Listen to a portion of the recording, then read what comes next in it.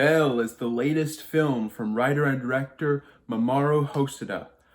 I am so sorry if I got your name wrong, and is about a teenage girl named Sozu who has experienced unimaginable tragedy and has shut herself off from the rest of the world, but now has experienced the new virtual reality world of you, where she can now sing to her heart's content, but in that freedom, there is a little bit of deviousness. Now, I am not what you would call an anime fan. Don't get me wrong, I have nothing against the art form, and I have seen a fair bit of children's anime, the usual stuff, Pokemon, Bakugan, Yu-Gi-Oh!, that stuff I grew up with. And, I was a nerd in high school, so obviously I do love and have seen all of Dragon Ball and Cowboy Bebop. But apart from that, I haven't seen that much anime content. Hell, I literally just saw Princess Mononoke last night. I am that much of a noob when it comes to this stuff. So going into this movie relatively blind was a very unique experience, especially not having known of any of Mamoru Hosoda, again, sorry if I mispronounce your name, any of his other works. So going into this movie completely blind, having only seen the trailer, one trailer and that's it, what did I think of it? Yeah, it was pretty freaking good. That was honestly a very enjoyable time at the theater. Like, wow. I think the most obvious piece of praise that I can just get out of the way right from out of the gate is the animation. This animation is stunning. Not only do they constantly use tons of bright and vibrant colors to really make you feel all of the warmth and all of just the grandiose scale of the world of you and even the real world, but going back to that world of you, whenever they are inside that virtual reality, the animation goes from completely hand-drawn to sometimes very CG. And because it's all computers, it doesn't feel unnatural. It feels very honest.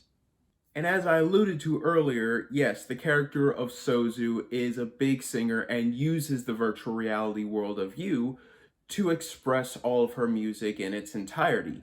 And the songs are actually really good. There are only three, and there's one at the beginning, there's one at the middle, and there's one at the end. And each of them are really chilling. I'm not going to say that they're catchy or anything, but in the moment, they actually got me kind of teary-eyed at times, especially the one at the end, which is honestly a beautiful number. And the character of Sozu herself, she is just great. She has so much depth to her, so much backstory, and so much motivation to just be kind, but at the same time is completely reserved from the rest of the world. It's very understandable, and you do find yourself rooting for her a fair bit, not even a fair bit, all throughout the movie. I honestly cannot express this enough. Again, I just watched Princess Mononoke last night, and one of my biggest complaints with that movie is that I never really cared all that much for the characters. So seeing that film's characters juxtaposed with characters in this film like Sozu, it's a big leap, and it's a big leap in a good direction.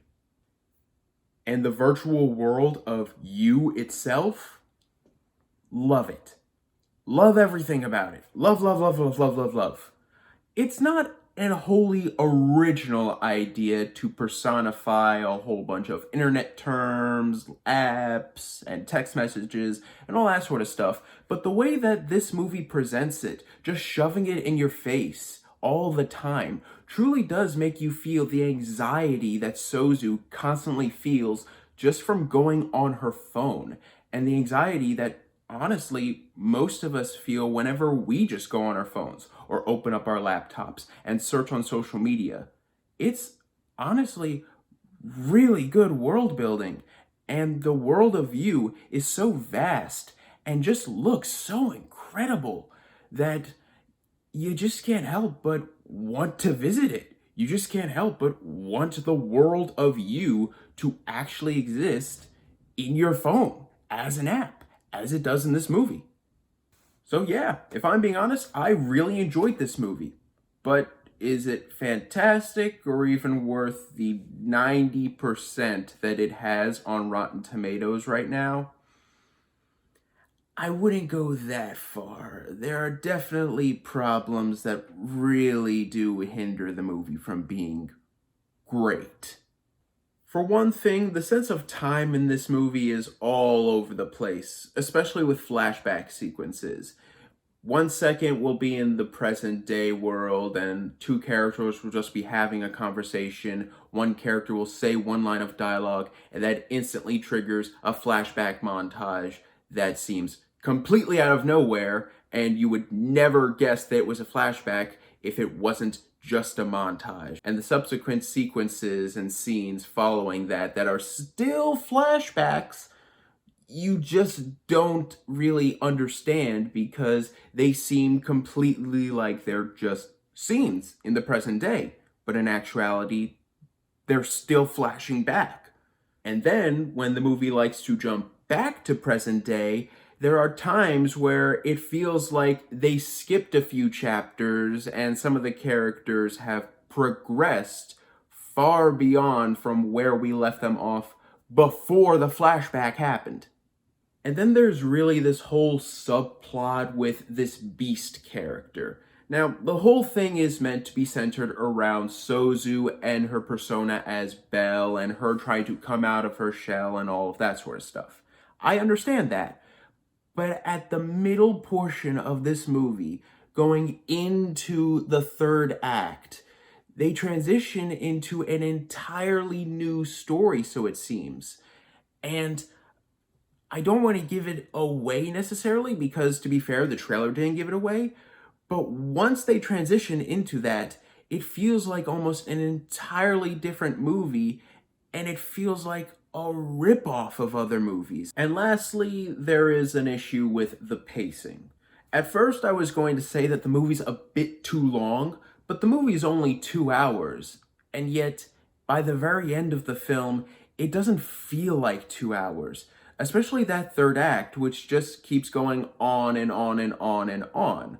I don't think there is a scene you could cut out from it that could make it shorter.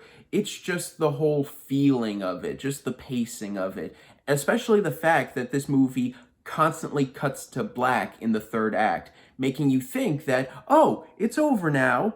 And then a couple seconds later, oh, we're back. It's another scene. It's another ending. Okay, we're gonna fade to black.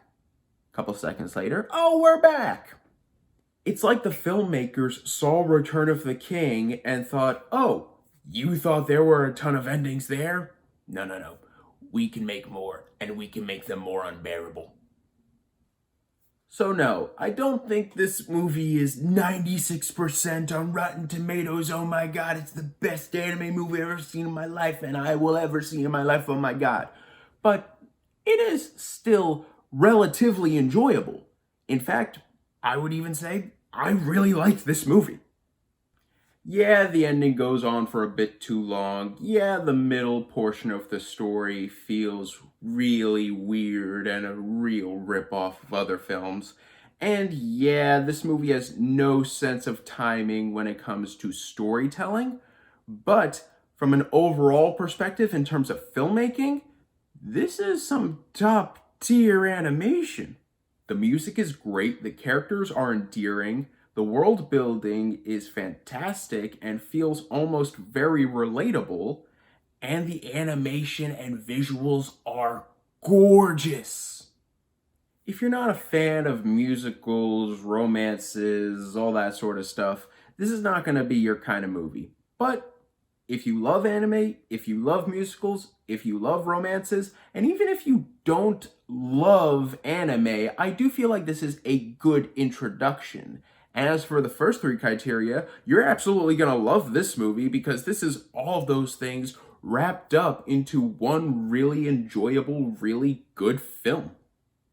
I'm going to give Belle a B. Well, guys, thank you all so much for watching, and let me know in the comments down below, what is your favorite anime film?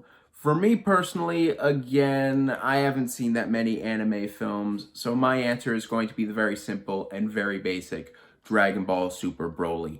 I do think this has the best Dragon Ball villain. I do think this has some of the best Dragon Ball fight scenes, and I do think this is one of the funniest pieces of Dragon Ball properties. Intentionally funny, that is. Thank you all so much for watching. You are all the best. Don't forget to subscribe and click that bell icon down below to stay up to date on all things movie, all things TV, all things nerd.